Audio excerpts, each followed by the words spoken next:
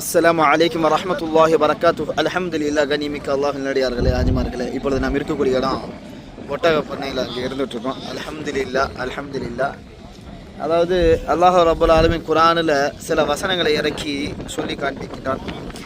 அஃபலா யன்ஸுரூன இலல் இப்லி கைஃப குலிகத், அஃபலா யன்ஸுரூன இலல் இப்லி கைஃப குலிகத். அதாவது இந்த ஒட்டகத்தை நம்ம எப்படி படைச்சிருக்கிறோம் என்பதை நீங்கள் சிந்தித்து பார்க்க மாட்டீங்களான்னு அல்லாஹ் சொல்லி காட்டுகிறான். அல்ஹம்துலில்லாஹ்.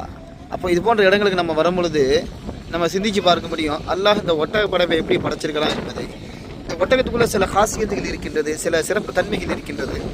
அதாவது பாலைவனத்து கப்பல்னு சொல்லுவாங்க. அதாவது இந்த பாலைவனம் மண்ணில் அழகாக அது பாட்டு போய்கிட்டே இருக்கும். நம்மளால் கூட நடக்க முடியாது, கால்கள் புதையும் இதாகும்.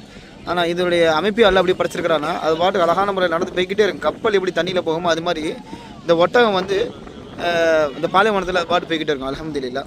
அது மட்டும் இல்லாமல் இந்த ஒட்டகம் தனக்கு தேவையான பல நாட்களுக்கு உண்டான தண்ணீரை தனக்குள்ளே தேக்கி வச்சுக்கிறோம். இது போன்ற பாலைவனத்தில் நடந்து போகும்போது நமக்கு தண்ணீர் தாகம் ஏற்படுது. ஆனால் அந்த ஒட்டகம் தனக்கு தேவையான தண்ணி அதையே ஸ்டோரேஜ் பண்ணி அதுவே குடிச்சிக்கிறோம்.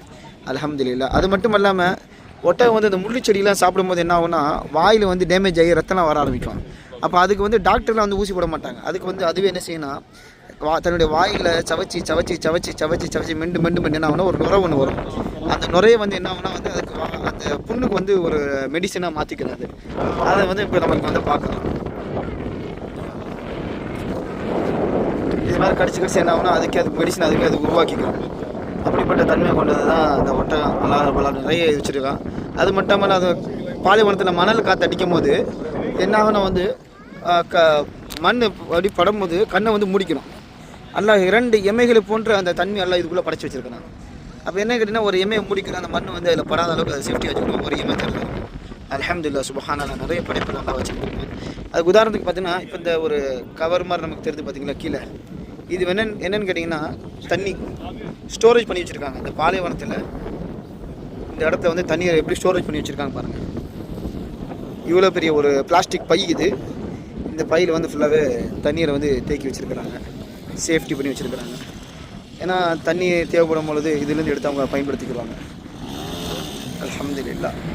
அல்லாஹ் ரப்பல் ஆலமீன் அல்லாஹ்வுடைய படைப்புகளை பதறத்துகளை பார்த்து படிப்பினை பெறக்கூடிய நல்ல மனிதர்களாக, நல்ல சிஃபத்துடைய மக்களாக அல்லாஹ் ரப்பல் ஆலமீன் நம் அனைவரும் ஆக்கி அருள்புரிவானாக. அல்லாஹ் நம் அனைவருக்கும் இது போன்ற ஜியாரத் செய்யக்கூடிய தௌஃபீகை தந்தல்வானாக. அல்லாஹ் தன்னுடைய காபத்துல்லாவை பார்க்கக்கூடிய பாக்கியத்தையும், பெருமானார் முஹம்மது ரசூலுல்லாஹ் ஸல்லல்லாஹு அலைஹி வஸல்லம் அவர்களுக்கு சலாம் சொல்லக்கூடிய பாக்கியத்தையும் தந்தல்வானாக. ஆமீன் யா ரப்பல் ஆலமீன். அஸ்ஸலாமு அலைக்கும் வரஹ்மத்துல்லாஹி வபரகாத்துஹு.